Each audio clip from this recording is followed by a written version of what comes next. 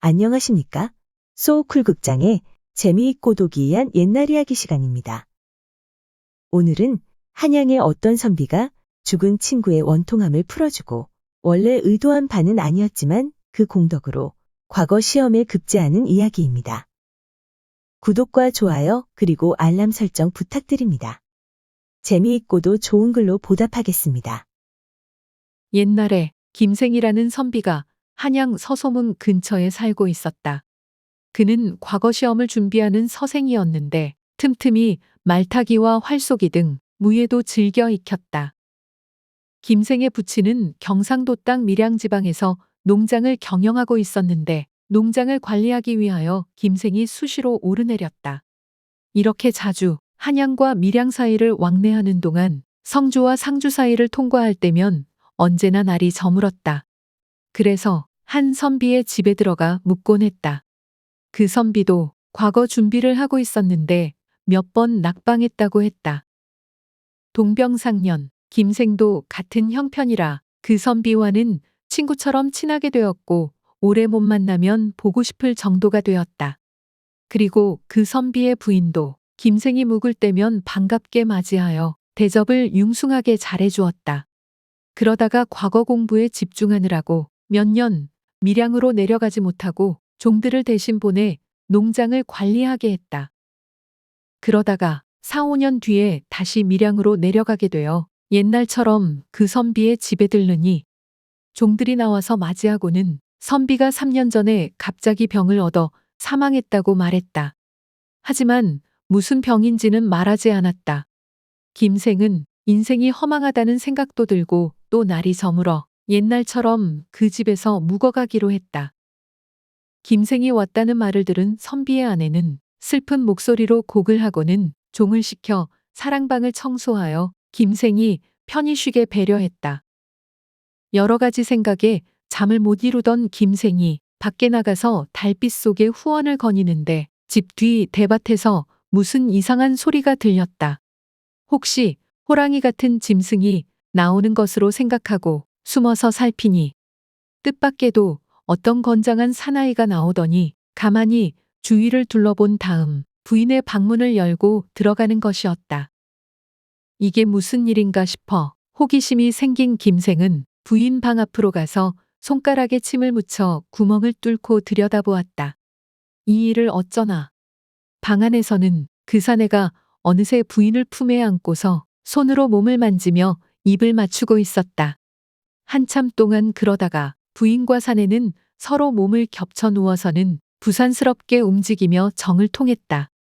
부인은 그 사내의 아래에서 흥분되어 어쩔 줄을 모르는 채 몸을 떨며 끙끙거렸다. 일이 끝나자 부끄럽지도 않은가. 옷도 입지 않은 채 맨몸으로 일어난 부인은 벽장에서 술과 안주를 꺼내 놓았다. 그리고 술잔을 들어 사내에게 권하니 받아 마신 사내는 술잔을 놓으면서 다시 부인을 품에 안았다. 그런 다음 오랫동안 애무하더니 다시 한 번 더 살을 맞대고는 몸을 합쳤다. 부인과 사내는 하늘과 땅 속을 왔다 갔다 하면서 쾌락 속에서 헤매고 있는지 촛불을 그대로 켜놓은 채 계속 서로를 탐하였다.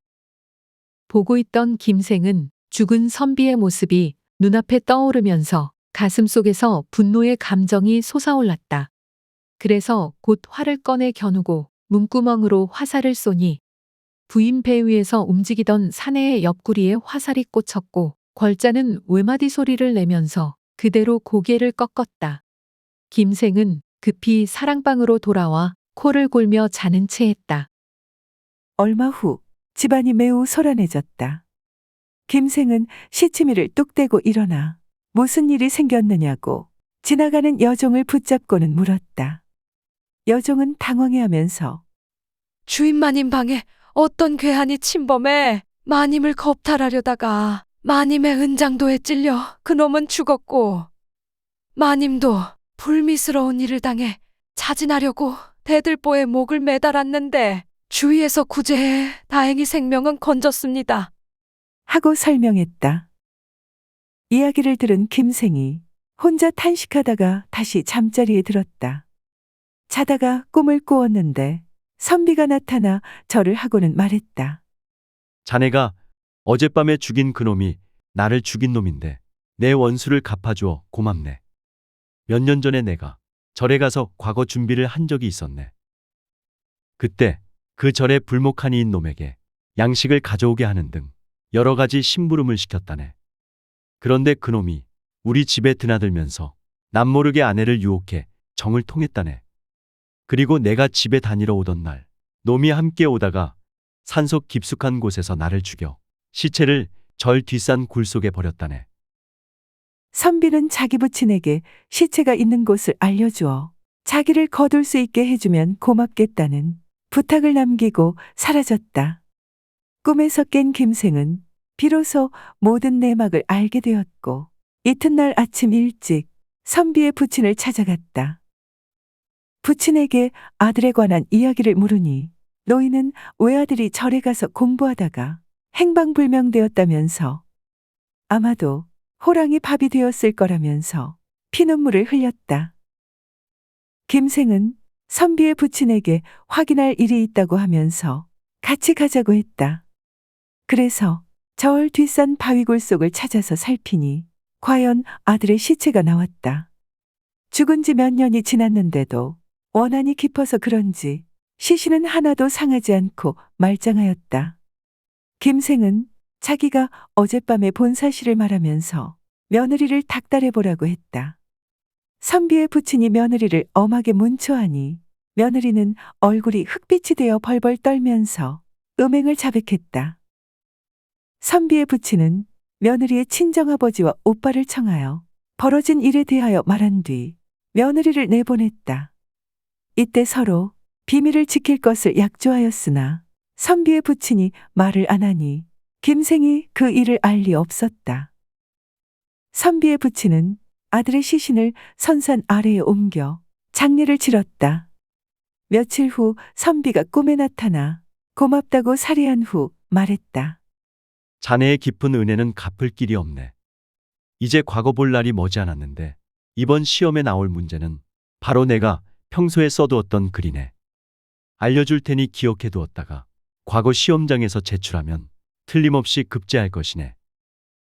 하고는 가을바람에 뉘우치는 마음이 싹 트다라는 제목의 부 한 편을 외어 전해주었다.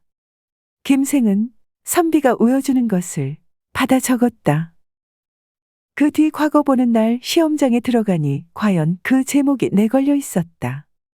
이에 그 부를 써서 제출하였는데 가을바람이 쇠하고 저녁에 일어나니 옥으로 꾸민 집이 우뚝하고 라는 구절에서 가을바람의 추자를 잘못하여 금자로 바꾸어 쓰고 말았다.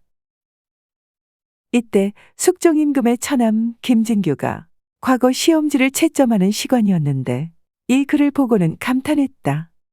그는 아마 귀신이 지은 글 같은데 귀신이 우리 시관들을 시험하려고 이 글을 제출한 것 같다. 하면서 계속 읽어내려갔다. 그런데 앞서 김생이 시험지를 작성하는 과거장에서 당황한 나머지 꿈에 친구가 써준 추풍사패석기라는 구절에서 추풍 대신 금풍으로 잘못 베껴 제출했다. 김진규가 읽어가다가 가을바람이 쇠하고 저녁에 일어나니라는 대목에 이르러 웃으며 말하였다. 내가 잘못 봤네. 이 불은 귀신이 지은 글이 아닐세. 다른 시관이 그 까닭을 묻자 김진규가 대답하였다. 귀신은 금자를 꺼린다네. 만약 귀신이 지은 것이라면 틀림없이 금자를 쓰지 않았을 것이야. 그래서 귀신이 짓지 않았다는 걸 알았지. 하고는 김생이 제출한 불을 장원으로 뽑았다. 후에 방이 나붙었는데 보니 김생이 장원급제자였다. 몇 년 뒤 김생이 그 선비의 집을 지나가다가 보니 놀랍게도 그 집 앞에 선비의 처가 죽은 남편을 위해 연료의 행시를 했다는 절부정문이 세워져 있었다.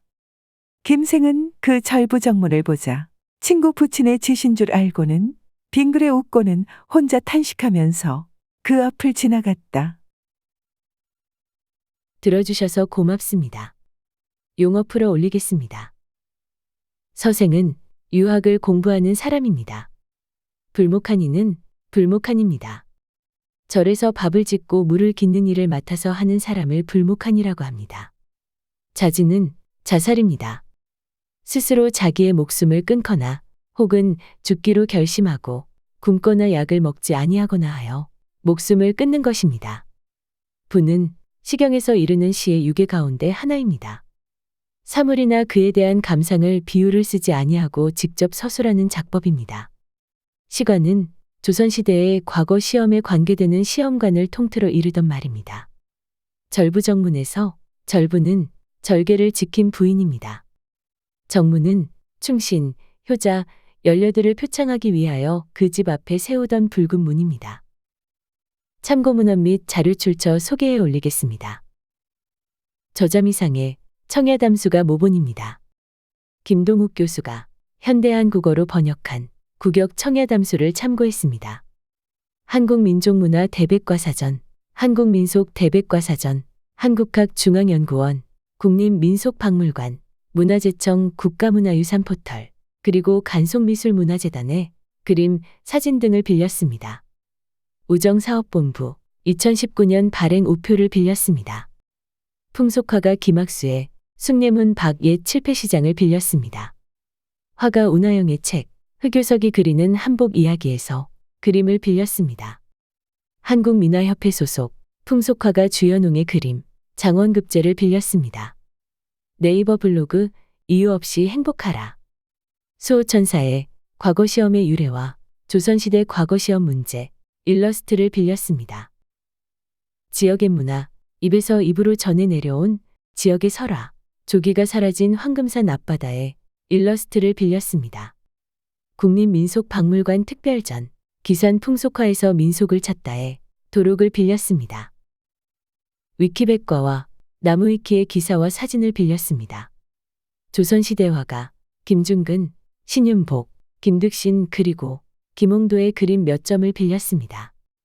123RF, 핀터레스트, 픽사베이, 크라우드픽, 프리픽, 픽스타, PNG트리, 게트이미지뱅크 그리고 클립아트 코리아의 사진과 일러스트도 빌렸습니다. 소우쿨 극장은 일주일에 3번, 매주 화요일, 목요일 그리고 토요일 오전 11시 전후에 이야기 올리는 것을 원칙으로 합니다. 고맙습니다. 다음에 만날 때까지 건강하시기를 기원합니다.